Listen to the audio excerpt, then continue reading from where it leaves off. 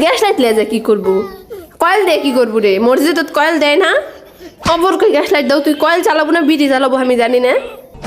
Hello বন্ধু রবিন, মসজিদে আসবি নামাজ পড়তে? আচ্ছা তাহলে আয়, মসজিদে আয়, আর আসার সময় অবশ্যই ওই জিনিসটা নিয়ে আয়। হ্যাঁ আমি যাচ্ছি, এখনই যাচ্ছি। ঠিক আছে আয়। কোনটা যাচ্ছেন হাজি সাহেব? মসজিদে যাচ্ছি নামাজ পড়তে। তো মসজিদে যাচ্ছেন, কার কাছে কল দিছিলেন? রবিনের কাছে। কৃষক কি আনবে বললেন? ওকে কয়েলটা নিয়ে আসতে বললাম, আর শোনো গ্যাস লাইটটা একটু দাও তো, ওই কয়েল নিয়ে আসবে, আমি গ্যাস লাইট নিয়ে যাবো। গ্যাস লাইট লেজে কি করবো? কয়েল দিয়ে কি করবো রে? মসজিদত কয়েল দেয় না? মশায় কামড়াবে তো নামাজ। মশাই কামড়া? মসজিদত কয়েল দেয় না মসজিদে?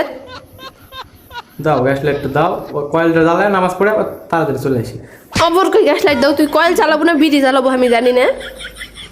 নামাজ পড়তে যাচ্ছি বলে বিড়ি জ্বালাবে?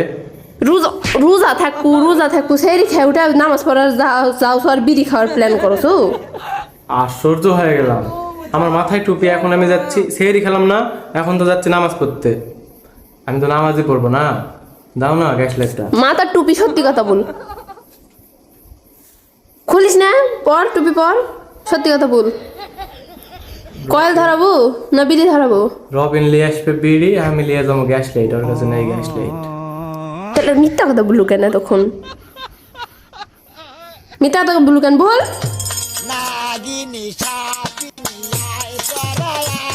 বিড়ি বিড়ি খাওয়া করে বের করে দেবো।